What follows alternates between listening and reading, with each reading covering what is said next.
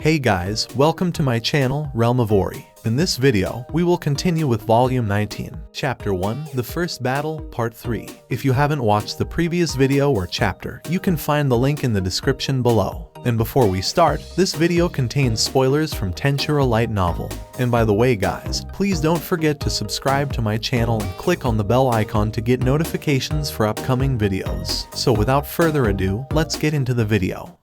Ranga, Kumara, and Sawe split up from Rimuru and independently chose separate battlefields to provide support. They made their decisions based on the overall strength of the enemies without consulting one another. Ranga specifically headed towards Vega, who emitted a presence even more powerful than Ranga's own. As anticipated, this battlefield was the most intense and challenging. Nevertheless, Ranga's unwavering trust in his friends allowed him to confront the mightiest adversary without any apprehension or uncertainty. I shall assist you. Ranga charged forward with a shout, leaping towards Vega, much to Meadle's delight. Meadle, the leader of the White Knights under Leon, had been desperately trying to recover from the battle, but her strength had its limits in buying time. The 5 demon peers under the command of Rain and Misery, Misora, Squall, Ulrich, Alban, and Jorg were all incredibly powerful, rivaling the old demon lords. However, their opponent, Vega, possessed an existence value exceeding 10 million, creating a vast disparity in abilities. Misora, who held the position of a Duke-class commander and served as Rain's second-in-command, exhibited remarkable talent. She constantly watched over Rain, who had a tendency to slack off, and displayed strong leadership with a broad perspective. Despite the devastating effects of Vega's attacks, Misora's efforts prevented the battle line from collapsing. Needle played a crucial role by providing restoration magic to support the wounded fighters. Although these proud demons were typically individualistic, they managed to maintain the front line through the collective cooperation of all 5 of them, utilizing illusion magic to deceive their enemies. However, when Ulrich and Alban fell simultaneously, the burden on those who remained grew exponentially. Needle's recovery magic was unable to keep up, and the prospect of total annihilation loomed over them.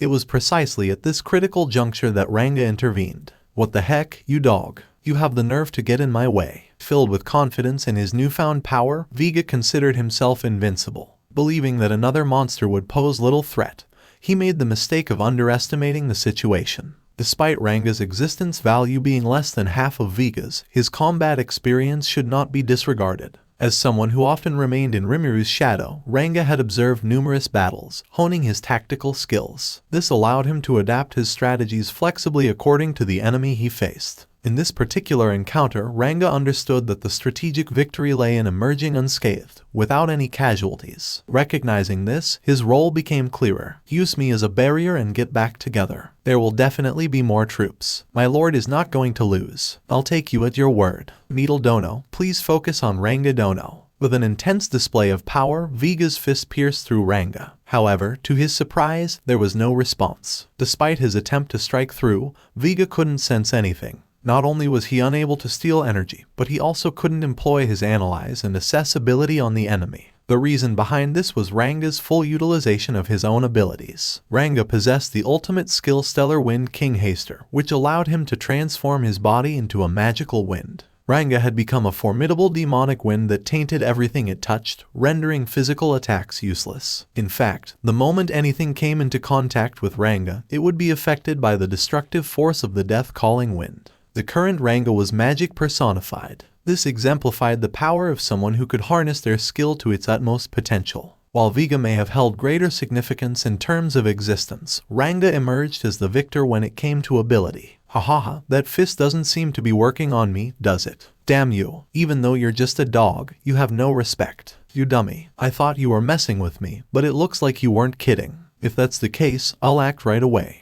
Following Ranga's declaration, he immediately surged forward at maximum speed. Transforming into a jet-black wind, he relentlessly tossed Vega around, leaving echoes behind and filling the surroundings with ethereal images stretching from the earth to the sky. Gradually, it transformed into a resounding howl that reverberated through the space. Ranga augmented his own velocity and destructive might by harnessing the sound and wind domination aspect of his Stellar Wind King Haster ability. To everyone's astonishment, Vega endured a direct hit from this onslaught, managing to survive. While he was unable to fully harness the power of evil Dragon King Dahaka, its influence still subtly affected his body. Additionally, Vega's stubbornness defined him. Despite sustaining injuries, he possessed the resilience to regenerate his body in time, activating organic domination and mass reproduction to avoid certain death. One should never underestimate Vega's magical reserves. Taking a deep breath, Vega let loose a powerful bellow, unleashing all his strength. Then he gave Ranga a mean look. Vega took a deep breath to calm down and then spit out. Damn it. It's been a long time since we've stopped fighting,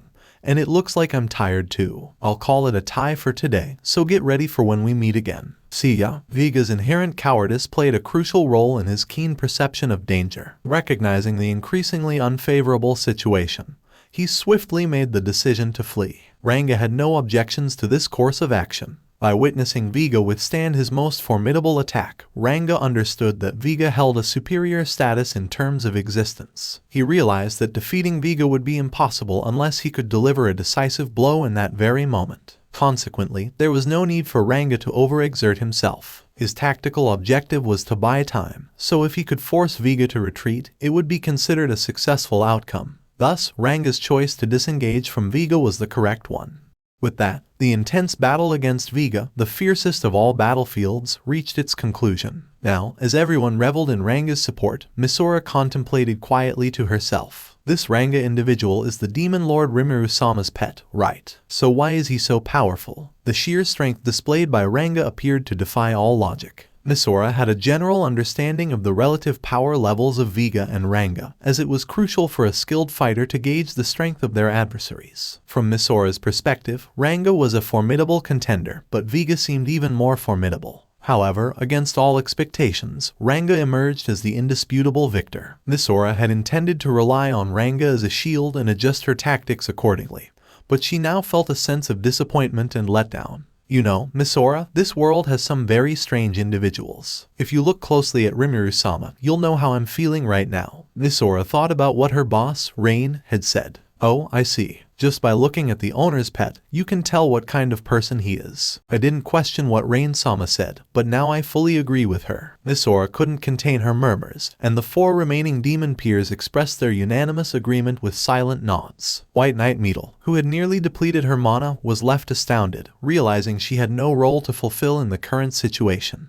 It felt as though they had somehow evaded the grasp of reality. I've always wanted a dog because I like them. They just never let you down. After this battle, I'll have to hurry to the pet shop to buy one. It was a complete disregard for conventional thinking. Interestingly, in this world, pet stores did not sell domesticated dogs as pets. Instead, they offered trained animals and monsters, capable of real combat, at exorbitant prices. As a side note, Meadle would eventually acquire a forest wolf and name it Ranga too, but that is a story for another time.